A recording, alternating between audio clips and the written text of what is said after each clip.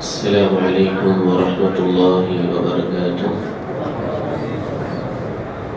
الحمد لله نحمده ونستعينه ونستغفره ونعوذ بالله من شرور أنفسنا ومن سيئات أعمالنا.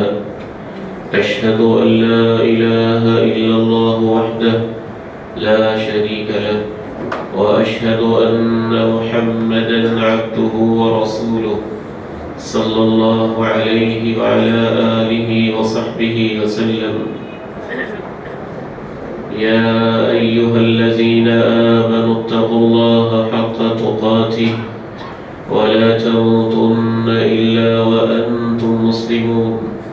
يا أيها الناس اتقوا ربكم الذي خلقكم من نفس واحدة وخلق منها زوجها وبث منهما رجالا كثيرا ونساء، واتقوا الله الذي تساءلون به والأرحام إن الله كان عليكم رقيبا.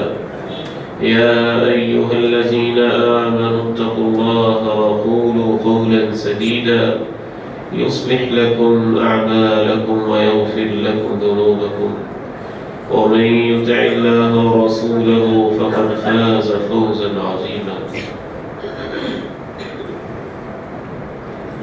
اللهم صل على محمد وعلى آل محمد كما صليت على إبراهيم وعلى آل إبراهيم إنك حميد مجيد. اللهم بارك على محمد وعلى آل محمد كما باركت على إبراهيم وعلى آل إبراهيم إنك حميد مجيد.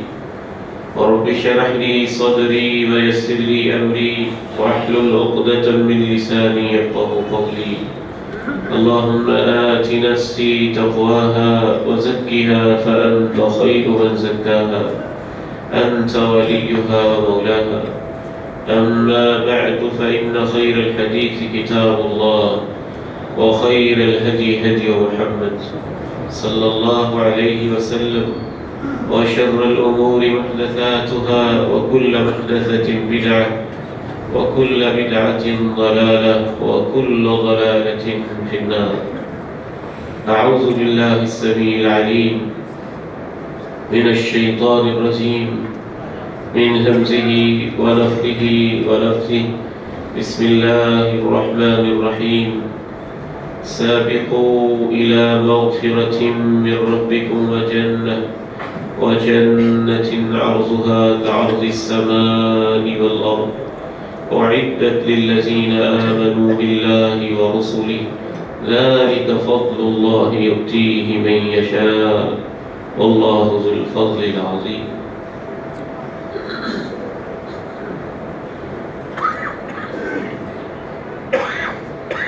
گزشتہ خطبہ جمعۃ المبارک میں میرا اور آپ کا نیکی کے ساتھ تعلق کس نوعیت کا ہونا چاہیے، اس بارے میں چند گزارشات آپ کے سامنے رکھی تھی. اسی سلسلہ کو آگے بڑھاتے ہوئے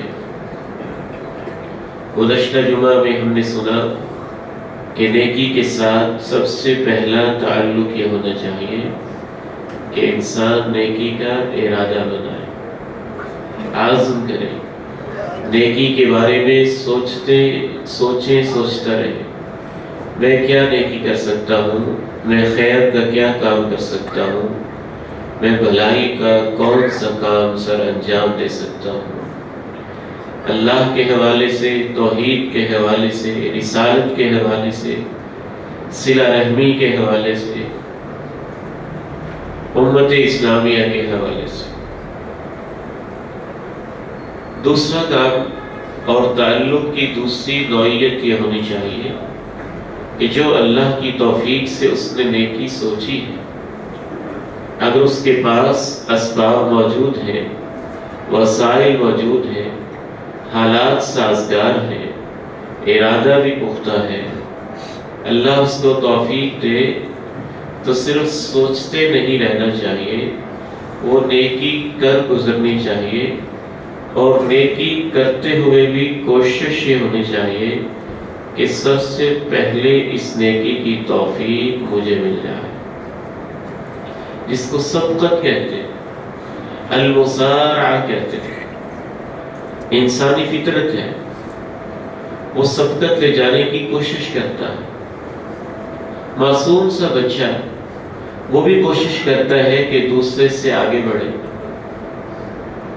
5 کلاس سے KG سے لے کے نرسری MA PhD کے لیول تک اسٹوڈنٹس کی بھی کوشش ہوتی ہے، ذہین ہر طالب علم کی، کہ میں آگے بڑھوں۔ کرکٹ کے میدانوں میں آپ دیکھیں، کھیل کے میدانوں میں آپ دیکھیں، دنیا کیسے جتن کرتی ہے اور کس طرح سے پوری کی پوری زندگی ون کرنے کے لیے کھیل تماشے کی نظر کرتی جاتی ہے۔ تو یہ تو نیکیوں کا میدان ہے۔ دنیا کمانے کے اندر انسان بنیادی طور پہ اس لیے دنیا نہیں کما رہا ہوتا کہ وہ اس کی ضرورت ہے۔ زیادہ تر لوگ ضرورت سے زیادہ دنیا کماتے ہیں، اور زیادہ تر لوگوں کی کوشش یہ ہوتی ہے تاکہ وہ دوسروں سے برتر اور آگے بڑھتے ہوئے نظر آئے۔ انسان کی ضرورت تو 5 مرلے اور 10 مرلے مکان سے بھی پوری ہو جاتی ہے، اور انسان کی ضرورت تو صبح شام کے 2 چپاتیوں سے پوری ہو جاتی ہے۔ باقی ساری جو اس کی کوشش ہوتی ہے وہ ون کرنے کی کوشش ہوتی ہے، کمپیٹ کرنے کی کوشش ہوتی ہے، دوسروں سے آگے بڑھنے کی کوشش ہوتی ہے۔ اور اگر دنیا میں یہ کوشش صرف اس لیے کی جائے کہ میں دنیا میں آگے بڑھ جاؤں، تو یہ کوشش اتنی خطرناک ثابت ہوتی ہے کہ یہی کوشش انسانوں کو تباہ کرتی ہے۔ دیکھیے، میں یہ نہیں کہہ رہا کہ دنیا کمائی نہ جائے، ویژن بھی کوئی نہ ہو، مقصد بھی کوئی نہ ہو، اعلیٰ ہدف بھی سامنے کوئی نہ ہو، صرف دنیا ہی کمانا اس کا مقصد ہو، جینا، کھانا، پینا، عیاشی کرنا، بنگلے بنانا، اور صرف یہی اس کا مقصد ہے۔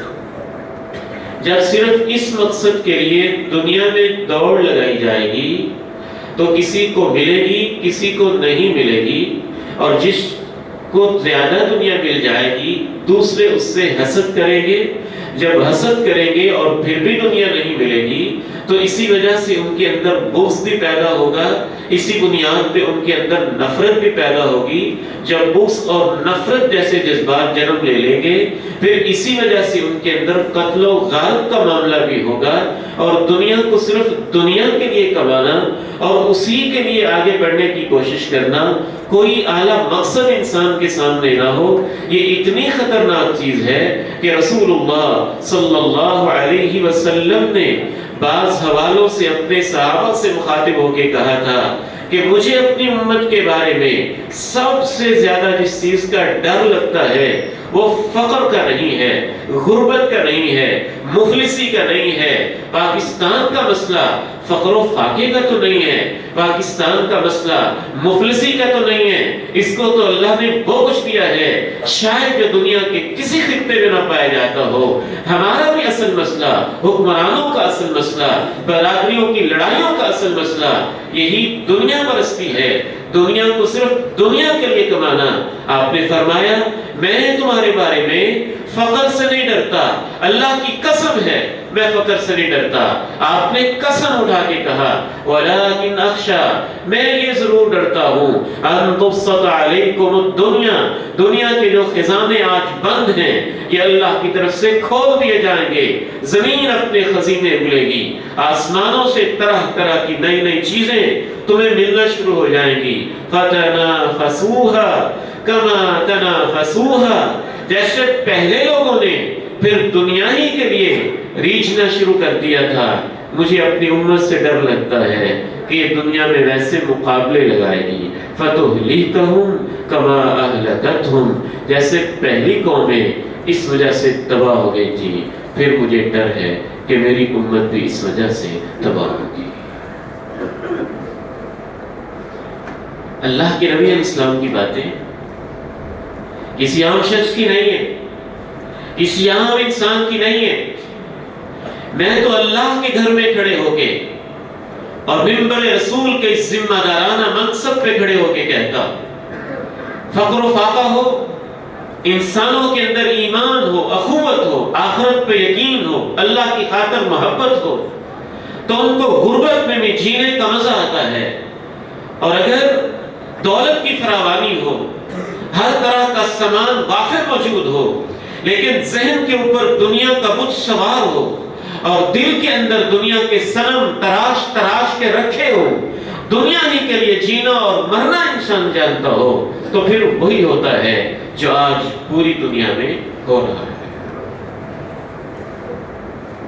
آپ کیا سمجھتے ہیں کہ فلسطین کے مظلوم بچوں کو جو مارا جا رہا ہے اور قتل کیا جا رہا ہے، ننھی منھی کلیوں کو، اور بھی اس کے پیچھے وجوہات ہوگی، لیکن اس کی سب سے اہم اور بنیادی ترین وجہ یہودیوں کا وہ سرمایہ دارانہ نظام ہے اور بین الاقوامی سطح پہ امریکہ کا وہ بننے والا بلاک ہے، جس میں وہ یہ خطرہ محسوس کرتا ہے کہ چائنا کا اکنامیکل بلاک اگر مجھ سے آگے نکل گیا تو میں دنیا میں پیچھے رہ جاؤں گا، اور اس اکنامیکل کوریڈور کو بنانے کے لیے اور سمندری راستوں سے اس کی سرحدیں دنیا کے قریب ترین لانے کے لیے دنیا کا بدمعاش ترین انسان اسرائیلی ٹولے کے ساتھ مل کے اپنے راستے کو صاف کرنے کے لیے قتل و غارت کا بازار گرم کیے ہوئے ہیں. کہیں جنگیں ہو رہی ہیں صرف تیل کے اوپر، کہیں جنگیں ہو رہی ہیں معدنیات کے اوپر، منرلز کے اوپر، کہیں جنگیں ہو رہی ہیں قدرتی وسائل پہ قبضے کی وجہ سے، کہیں جنگیں ہو رہی ہیں کسی معاشی مفاد کی وجہ سے، کہیں جنگیں ہو رہی ہیں کسی معاشی مفاد کی وجہ سے. یہ عام انسان کی بات نہیں ہے، اللہ کے پیغمبر کی کہی ہوئی بات ہے. آپ نے فرمایا مجھے ڈر اپنی امت کے بارے میں یہ ہے کہ دنیا ان کے اوپر کھول دی جائے گی اور پھر یہ دنیا ہی کے ہو کے رہ جائیں گے، پھر یہ ان کو ویسے ہی مار ڈالے گی جیسے پہلی امتوں کو مار ڈالا تھا. انسان نے تو دنیا کی خاطر وہ تباہی مچائی ہے، اور صرف ریاستی سطح کے اوپر نہیں، خاندانی سطح کے اوپر بھی وہ تباہی مچتی ہے کہ دنیا کے چند ٹکوں کی خاطر آج مغربی دنیا 70 سال کے اپنے بوڑھے باپ کو اولڈ ہاؤس میں کیوں داخل کرواتا ہے؟ وہ ڈر ڈر کے ٹھوکریں کیوں کھاتے ہیں؟ کیا غربت ہوتی ہے؟ پیسہ نہیں ہوتا ہے؟ اپنے والدین پہ پیسہ لگا نہیں سکتے؟ آپ کے لاہور شہر کے اندر جو اولڈ ہاؤس بنا ہوا ہے، کبھی وہاں جینے والے 70 سالہ 60 سالہ 80 سالہ بزرگوں سے، ماؤں سے پوچھو، زیادہ تر ان کا تعلق امیر گھرانوں سے ہے. بس ان کی اولاد دنیا میں کچھ ایسی مست ہوئی ہے کہ اب ان کے پاس اپنے والدین کو دینے کے لیے بھی وقت نہیں ہے. ایک بہن نے بہت خوبصورت بات لکھی، رہ رہ کے یاد آ رہی ہے، میں بچپن میں تھا، میں بچپن میں تھی. وہ لکھتی ہے کبھی کبھی اچانک سے آنکھ کھل جاتی تھی، میں روتا ماں کے پاس چلا جاتا، ماں پیار سے پوچھتی بیٹا کیا بات ہے؟ کہتا ماں جی نیند نہیں آ رہی ہے. وہ اپنی نیند کو قربان کرتی، پیار سے سر پہ ہاتھ پھیرتی، اپنے سینے کے ساتھ چمٹا لیتی، پیشانی پہ بوسہ دیتی. بچہ اس محبت کا ایک فطری طور پہ بھوکا ہوتا، اس کو گہری نیند آتی کہ دنیا کی ہر چیز اس کو بھول جاتی. اصل میں اس بچے کو پیار چاہیے تھا، ماں کا لمس چاہیے تھا، ماں کی ممتا چاہیے تھی، اس کے بوسے چاہیے تھے، جس وجہ سے اس کو نیند نہیں آ رہی ہے. اور جب ہمارے والدین بوڑھے ہو جاتے ہیں تو 70-80 سال کی عمر میں ان کی نیند کا علاج صرف نیند کی گولیوں میں نہیں ہوتا ہے، آپ کے پاؤں دبانے میں ہوتا ہے، آپ کے پاس بیٹھنے میں ہوتا ہے، آپ کے پیار کرنے میں ہوتا ہے، آپ کی اپنائیت اور محبت میں ہوتا ہے. ان کی اداسیوں کا علاج صرف اور صرف اسی چیز میں ہوتا ہے. تو میں عرض کر رہا ہوں کہ دنیا میں انسان جب دنیا ہی کی خاطر کوشش کرتا ہے اور دنیا ہی کو مقصد بناتا ہے، اسی کے لیے دوڑ دھوپ کرتا ہے، تو نتیجہ اس کا بہت کڑوا ہوتا ہے، تہذیبیں تباہ ہوتی ہیں، بین الاقوامی جنگیں بھی ہوتی ہیں، خاندان کی سطح پر بھی انسان تباہ و بربادی کا شکار ہو جاتا ہے، اور خود انسان اندر سے بھی ٹوٹ کا شکار ہو جاتا ہے۔ اس لیے اللہ تعالیٰ نے کوششوں کا ایک اور میدان دیا ہے، مقابلے کا ایک اور میدان دیا ہے۔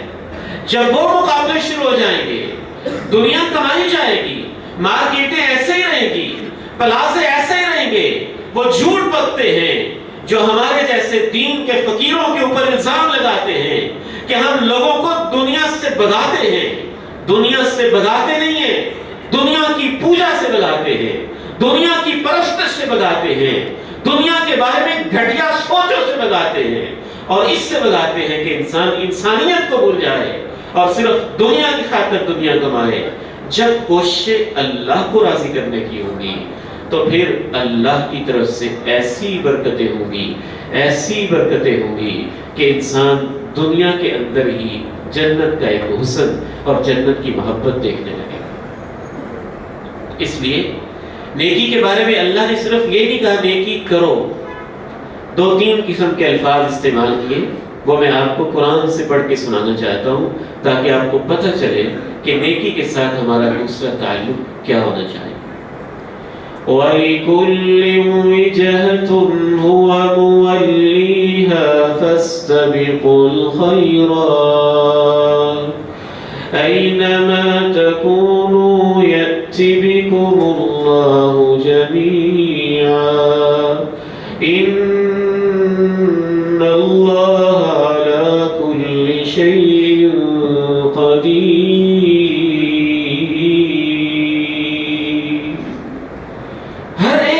قبلہ ہے جس طرف وہ کیے ہوئے ہیں، قبلہ تبدیل ہوگا۔ اہل کتاب نے بڑے اعتراض کیے، یہ کیا بات ہوئی، پہلے وہ قبلہ تھا اب یہ قبلہ ہے۔ اللہ تعالیٰ نے کہا ان مذہبی بحثوں کو چھوڑو۔ بعض دفعہ انسان مذہبی بحثوں کے اندر اتنا الجھتا ہے وہ نیکی کو بھول ہی جاتا ہے۔ میں نے کتنے ایسے نوجوان دیکھے ہیں وہ نماز نہیں پڑھتے، یہ مسئلہ ضرور پوچھتے ہیں، ہاتھ یہاں باندھنے ہیں یہاں باندھنے ہیں، آمین اونچی کہنی ہے ایسا کہنی ہے، رفع الیدین کرنا ہے یا نہیں کرنا ہے، آپ ان کو سمجھائیں۔ کئی دفعہ ان سے پوچھا بھئی نماز بھی پڑھتے ہو کہ نہیں؟ نہیں نماز تو میں نہیں پڑھتا، ایک آدھ پڑھ لیتا۔ بحث کا شوق ہے اور آج یہی دنیا میں ہو رہا ہے۔ تو ان لوگوں نے بحث شروع کر دی، قبلہ کیوں تبدیل ہوا ہے؟ اللہ نے کہا قبلہ تو ہر امت کا اپنا اپنا رہا ہے، اس امت کا اللہ کے حکم سے تبدیل ہو گیا ہے۔ اب تم اس بحث کو چھوڑو، اصل کرنے کے کام کرو جو میں نے آخری رسول بھیجا ہے، اس پہ ایمان بھی لاؤ، اور جو قبلہ تبدیل ہوا ہے نمازوں میں نیکیوں کے کاموں میں مقابلے بھی کرو، اور ایسے مقابلے کرو کہ سابقہ امتوں کے جو بھی قبلے تھے ان سے آگے نکلنے کی کوشش کرو۔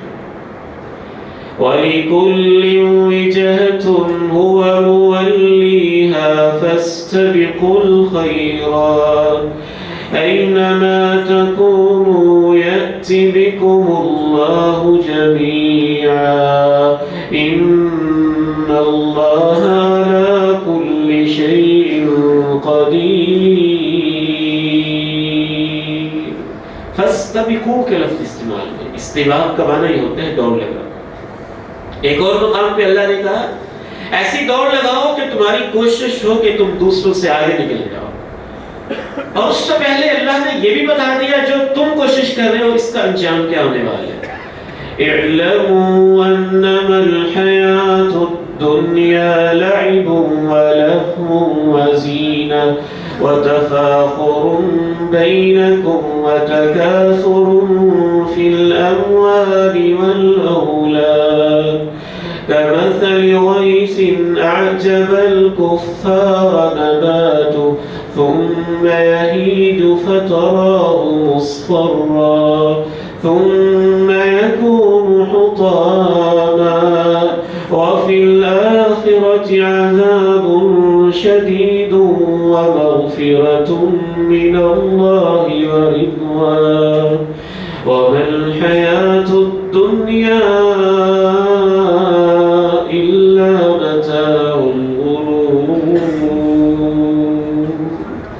دنیا کی زندگی تمہاری کھیل ہے، تماشا ہے، زینت ہے، ایک دوسرے سے مال میں اولاد میں آگے بڑھنے کی کوشش ہے، ایک دوسرے کے اوپر فخر کرنے کا نام ہے، ایک ایسی فصل کی طرح جس کو بویا گیا، کومپل نکلی، لہلہانے لگی، پھر وہ چورا چورا ہو گئی، ایسے ہی تمہاری زندگی ختم ہوگی، آخرت میں یا سخت پکڑ ہوگی یا اللہ کی طرف سے مغفرت ہوگی، اور یہ دنیا کی زندگی ایک دھوکے کے سوا تو کچھ بھی تمہارے ہاتھ نہیں آئے گا۔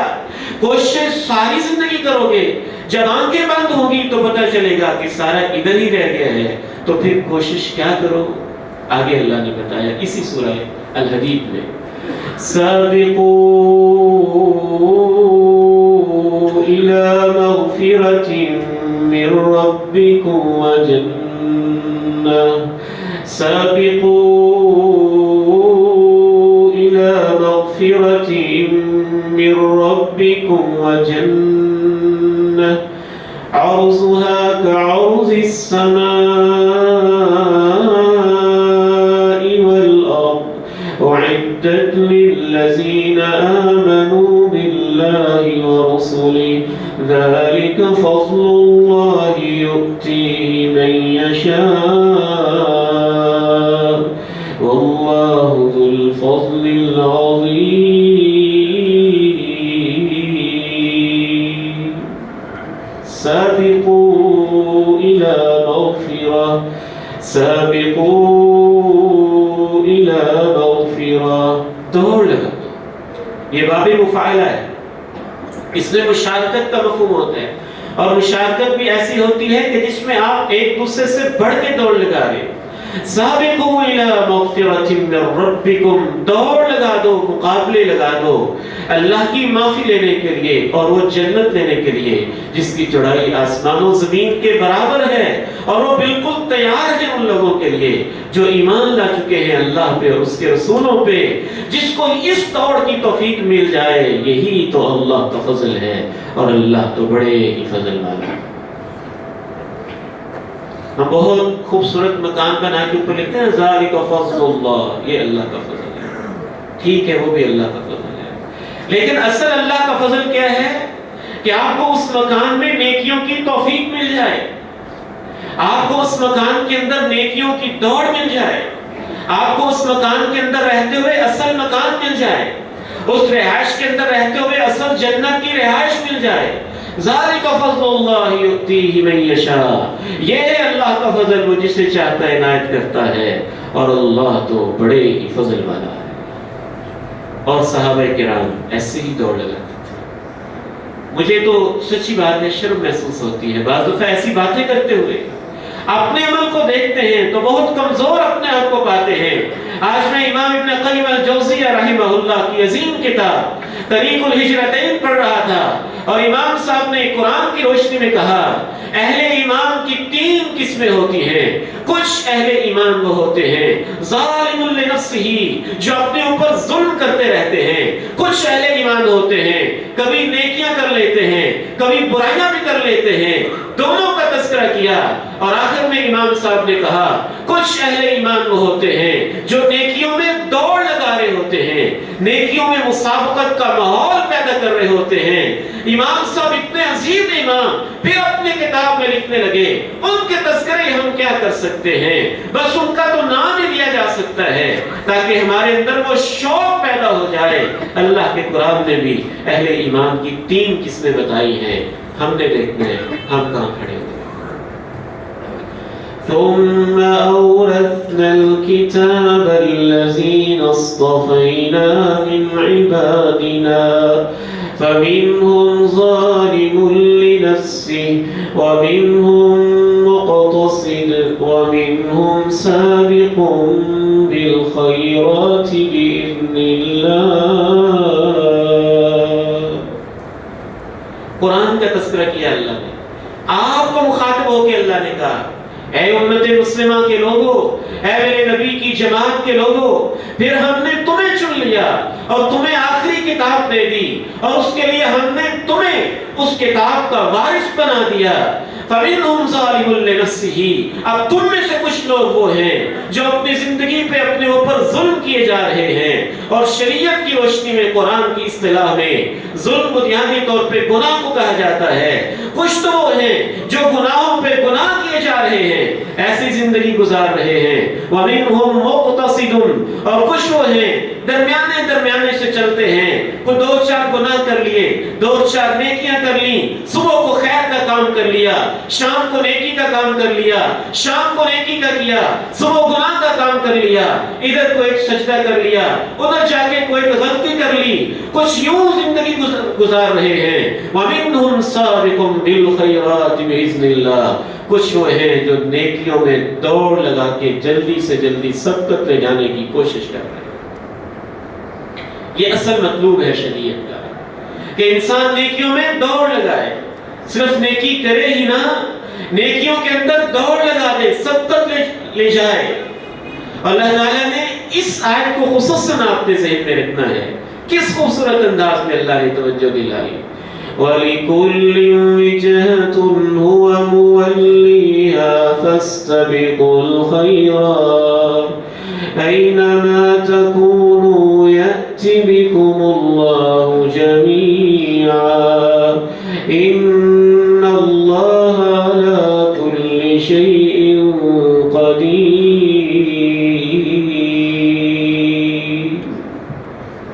ہر ایک کا رخ ہے جس طرف ہو جا رہا ہے، تم نیکیوں میں دوڑ لگا دو، اور دوڑ لگاؤ گے کتنی؟ اگر تم نیکیوں کی دوڑ نہیں بھی لگاؤ گے، دنیا کی دوڑ لگاؤ گے، کہاں تک لگاؤ گے؟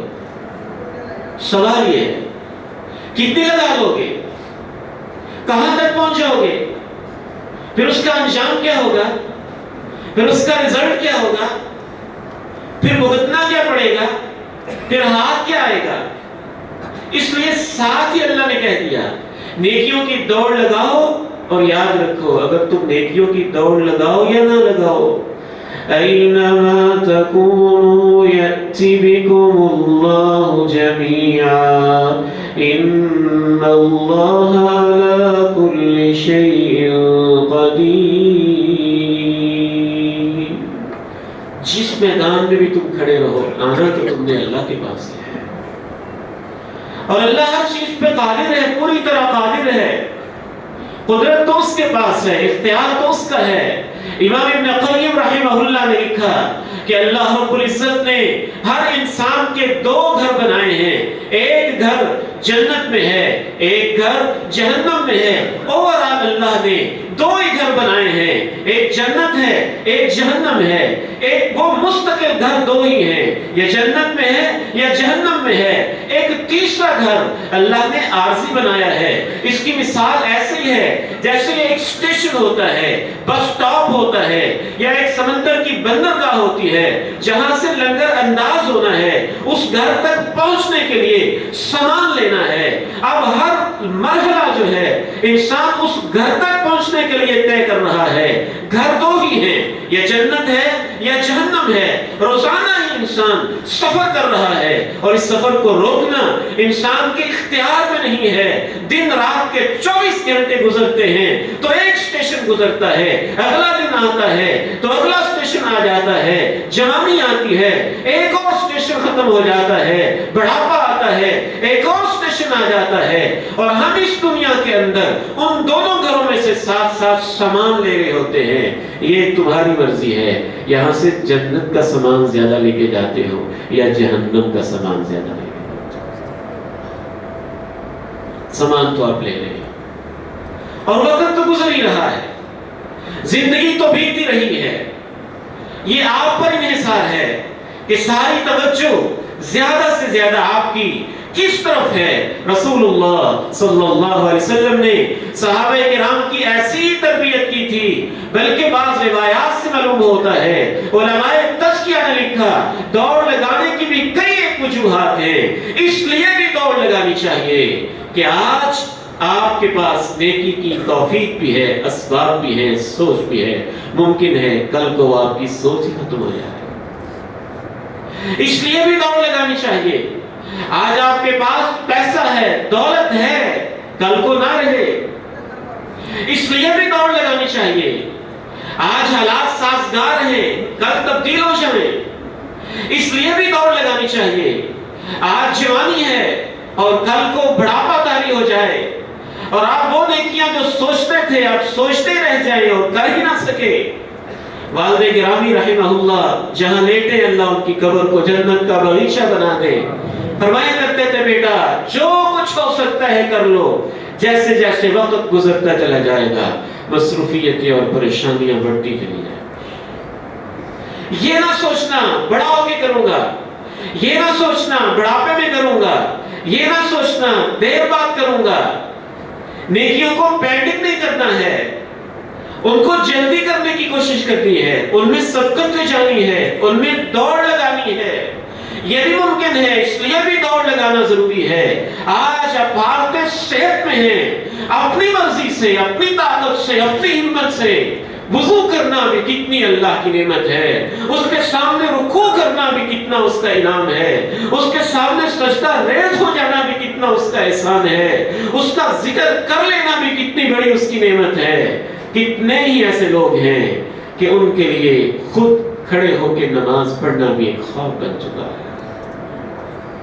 سجدہ کرنا ان کی زندگی کی سب سے بڑی خواہش بن چکی ہے. اپنے بستر سے اٹھ کے چلے جانا مسجد کی طرف ان کی زندگی کی ایسی تمنا ہے کہ وہ اس کے لیے سب کچھ قربان کرنے کے لیے تیار بیٹھے ہیں. مہینوں ہو گئے ان کو انتظار میں کہ جیسے میں پہلے جمعہ پڑھتا تھا مجھے صحت ملے میں ویسے جمعہ پڑھنے جاؤں، جیسے میں پہلے اپنے پاؤں پہ چل کے نیکی کے کام کرتا تھا ویسے میں کر پاؤں. اس لیے بھی نیکیوں میں دوڑ لگانی چاہیے کہ خود انسان کے حالات کے بدلنے کا پتہ نہیں چلتا ہے اور خود دنیا کے حالات کے بدلنے کا بھی پتہ نہیں چلتا. فتنے ایسے آتے ہیں، حالات ایسے بدلتے ہیں، ملکی، بین الاقوامی، عالمی، کہ انسان رسول اللہ صلی اللہ علیہ وسلم نے جیسے ارشاد فرمایا کہ ایک ایسا وقت بھی آئے گا اس کے آنے سے پہلے پہلے نیکیاں کر لو. بادروا بالاعمال فتنا، جلدی جلدی نیکیاں کر لو. ایسے فتنے آنے والے ہیں قطع اللیل المظلم، اندھیری رات کے ٹکڑوں کی طرح تمہارے اوپر چھا جائیں گے. یصبح الرجل فیہا مؤمنا ویمسی کافرا، صبح انسان مومن ہوگا اور شام کو کافر اور بے ایمان ہو چکا ہوگا. یبیع عرضہ ودینہ، وہ اپنے دین کو بیچ رہا ہوگا بعرض من الدنیا، دنیا کے چند ٹکوں کی خاطر، دنیا کے چند ٹکوں کی خاطر. وہ عورت بھی ایک پاکستان کی بد نصیب اور بدبخت عورت تھی جس نے باقاعدہ طور پہ اسرائیل کے حق میں مظاہرے کیے، مظاہروں کے اندر حصہ لیا اور اس نے کہا کہ فلسطینیوں کو ختم کر دیا جائے. چند ٹکے، چند پیسے، کسی ملک کی نیشنلٹی اور اس کے لیے سب کچھ ایمان اور ضمیر اور انسانیت اور سب کچھ بیچ ڈالا. اس لیے بھی نیکیوں میں جلدی کرنی چاہیے کہ فتنوں کا کچھ پتہ نہیں ہوتا ہے، کب کیا کیسے فتنے رونما ہو جائیں. اس لیے بھی جلدی کرنی چاہیے کہ موت کا کچھ پتہ نہیں ہوتا ہے اور انسان جو اس نے نیکیاں سوچی ہوں وہی خواب لے کے چلا جائے.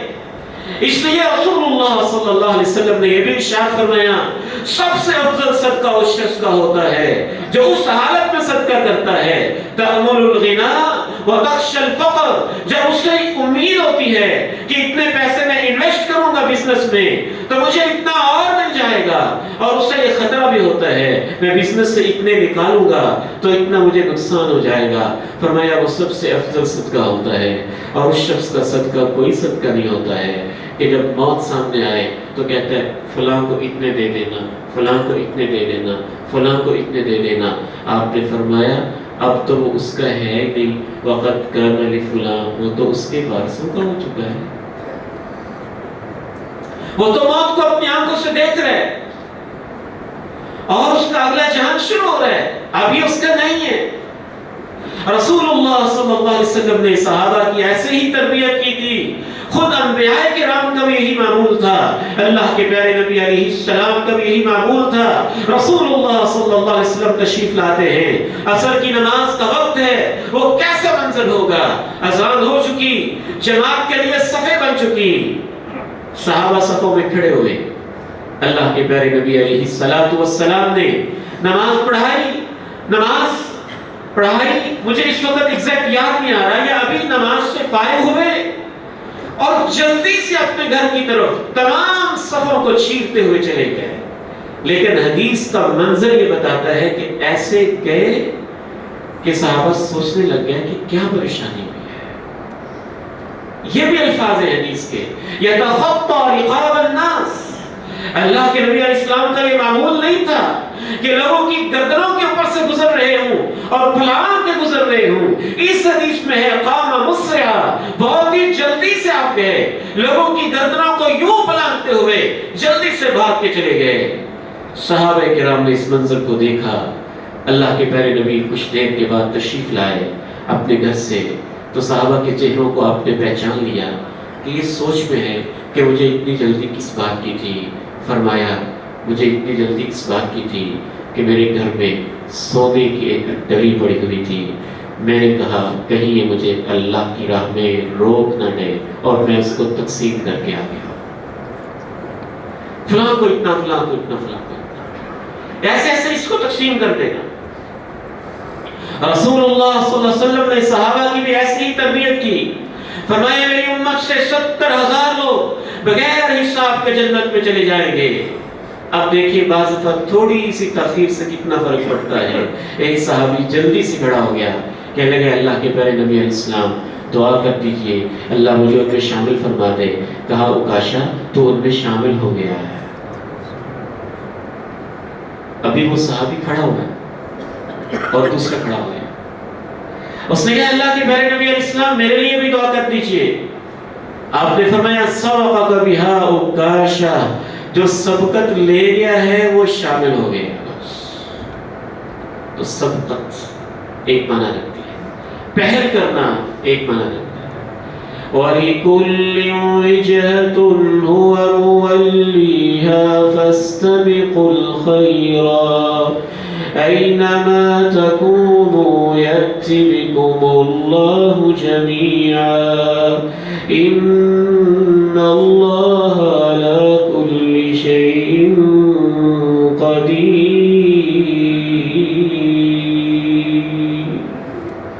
تو نیکی کے ساتھ میرا اور آپ کا دوسرا تعلق یہ ہونا چاہیے کہ نیکی میں انسان کو سوچ میں نہیں پڑے رہنا چاہیے، سبقت لے جانی چاہیے، پہل کرنی چاہیے، کوشش کرنی چاہیے۔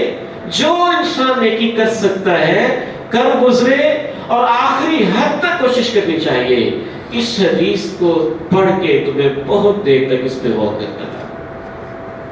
آپ علیہ السلام کی ایک حدیث سے معلوم ہوتا ہے، انسان دیکھ رہا ہو کہ قیامت قائم ہو رہی ہے، زلزلہ برپا ہو رہا ہے، آسمان شق ہو رہا ہے، قیامت کی علامات بڑی بڑی پوری ہو چکی ہیں، اور اس وقت بھی اس کے ہاتھ میں ایک درخت کا بیج ہو یا پودا ہو ننھا سا۔ رسول اللہ صلی اللہ علیہ وسلم ارشاد فرماتے ہیں ان استطاع ان یغرسها فلیغرسها، قیامت قائم ہوتے ہوئے کوئی اپنی آنکھوں سے دیکھ بھی رہا ہو اور اس کے ہاتھ میں پودا ہو جو وہ زمین میں لگا سکتا ہو، تو پھر بھی انتظار نہ کرے کہ اب کیا کرنی ہے نیکی۔ آپ نے ارشاد فرمایا وہ پودا لگا دے، لگا دے وہ پودا۔ اس کی نیت رب کے ساتھ ہے، اس کا معاملہ رب کے ساتھ ہے، حالانکہ وہ دیکھ رہے ہیں کہ قیامت تو قائم ہو رہی ہے اور عجیب دہشت اور وحشت دنیا کے اوپر پھیل چکی ہے، پھر بھی آپ نے ارشاد فرمایا اس کے ہاتھ میں پودا ہو لگا ڈالے۔ ایک اور حدیث آپ کے سامنے رکھتا ہوں، آپ کو اندازہ ہوگا کہ نیکی میں سبقت کیا معنی رکھتی ہے۔ رسول اللہ صلی اللہ علیہ وسلم نے اعلان کر دیا اللہ کی راہ میں انفاق کا۔ جناب عمر رضی اللہ تعالیٰ عنہ دل ہی دل میں سوچتے ہیں الیوم اسبق ابا بکر، آج میں ابو بکر سے سبقت لے آؤں گا، سبقت، پہلے آگے نکلنا، نیکی میں، خیر کے کام میں گئے، گھر کا سامان کو اس سمے تقسیم کیا، آدھا گھر میں رہنے دیا، آدھا اللہ کے پیارے نبی کے قدموں میں ڈھیر کر دیا۔ پوچھا عمر کیا لے کے آئے ہو؟ کہا آدھا لے کے آیا ہوں۔ جناب صدیق آئے، پوچھا صدیق تم کیا لے کے آئے ہو؟ کہا اللہ کے پیارے نبی سارا کچھ لا کے آپ کے قدموں میں رکھ دیا۔ وَلِكُلٍّ وِجْهَةٌ هُوَ مُوَلِّيهَا فَاسْتَبِقُوا الْخَيْرَاتِ أَيْنَمَا تَكُونُوا يَأْتِ بِكُمُ اللَّهُ جَمِيعًا إِنَّ اللَّهَ عَلَى كُلِّ شَيْءٍ قَدِيرٌ۔ آخری ایک آیت سنا کے میں آپ سے اجازت چاہوں گا۔ 4 نیکیوں کا خصوصاً اللہ نے کہا یہ بہت جلدی کرو، اور ان کا نام لیا اللہ نے، اور اس کے لیے سبقت کے الفاظ اس آیت میں تھے، اس آیت کے اندر جلدی کے الفاظ استعمال ہوئے، اتنی جلدی کہ تمہاری کوشش ہو کہ دوسرے سے پہلے میں یہ کام کروں۔ سارعوا إلى مغفرة من ربكم وجنة عرضها السماوات والأرض أعدت للمتقين الذين ينفقون في السراء والضراء والكاظمين الغيظ والعافين عن الناس والله يحب المحسنين والذين إذا فعلوا فاحشة أو ظلموا أنفسهم ذكروا الله فاستغفروا لذنوبهم ومن يغفر الذنوب إلا الله ولم يصروا على ما فعلوا وهم يعلمون۔ جلدی کرو اللہ کی معافی کے لیے، اس جنت کے لیے جس کی چوڑائی میں آسمان و زمین سما جائیں گے، اور وہ متقین کے لیے تیار ہے۔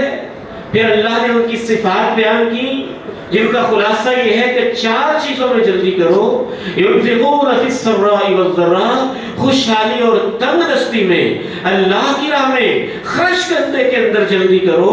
والکاظمین الغیظ، کسی پہ غصہ آیا ہوا ہے اور آپ دل ہی دل میں غصہ لیے پھرتے ہیں اور دل ہی دل میں منصوبے بنائے پھرتے ہیں، میں ایسے انتقام لوں گا، میں ایسے بدلہ لوں گا، میں ایسے بدلہ لوں گا، جلدی کوشش کر کے اس غصے کو پی جاؤ۔ اگر تم غصے کو نہیں پیو گے تو تاریخ یہ بتاتی ہے، حالات یہ بتاتے ہیں، انجام بہت خطرناک ہوگا۔ میں نے ایک ایسے شخص کو بھی دیکھا، اس نے اپنی بیٹی کی کسی شکایت کے اوپر بغیر تحقیق کے غصے کے اندر فوری طور پہ جا کے اپنے داماد کے اوپر گولیوں کی بچھاڑ کر دی، گریبان سے کھینچ کے اس کو گھسیٹا اور اس کو مار ڈالا۔ خود جیل میں ہے، بیٹی بیوہ ہے، نواسے یتیم ہے اور داماد قبروں میں۔ غصہ جلدی پی جاؤ، اس کو سنبھال کے نہ رکھو۔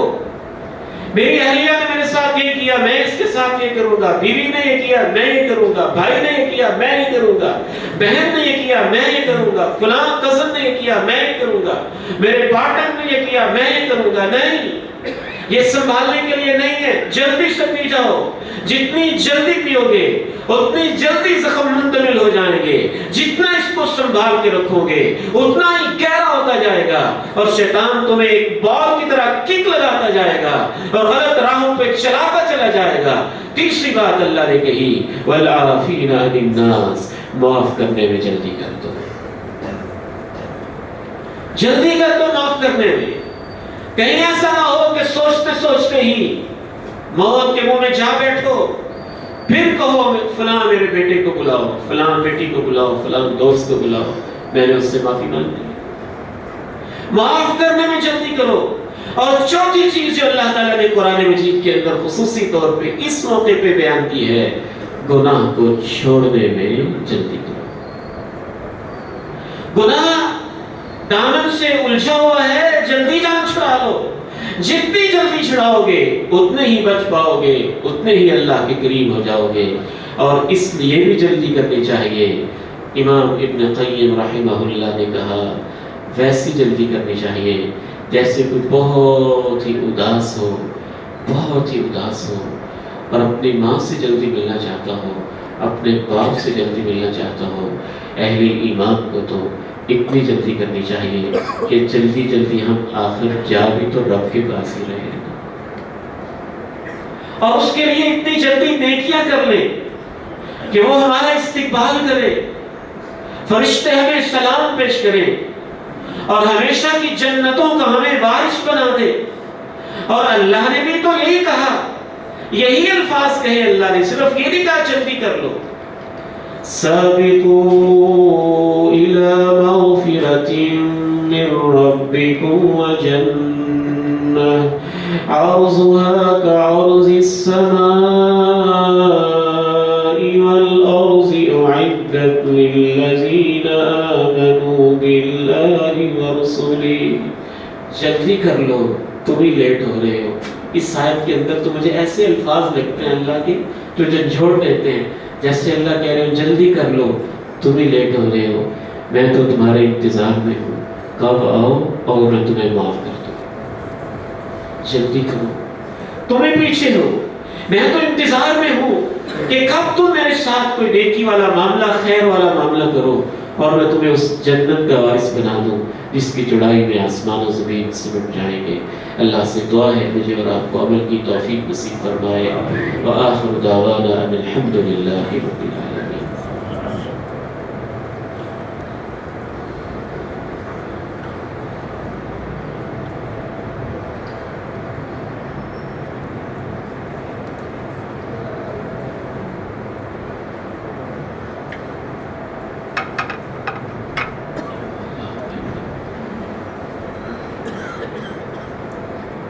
अल्हम्दुलिल्लाह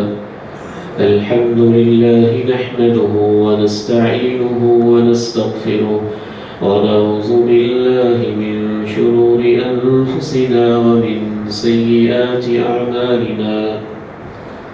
अशहदु अन ला इलाहा इल्लल्लाहु वहदहु ला शरीका लहु व अशहदु अन्न मुहम्मदन अब्दुहु व रसूलुहु सल्लल्लाहु अलैहि व अला आलिहि व सहबिहि वसल्लम। अल्लाहुम्मा सल्लि अला मुहम्मदिन व अला आलि मुहम्मद कमा सल्लैत अला इब्राहीम व अला आलि इब्राहीम इन्नका हमीदुम मजीद।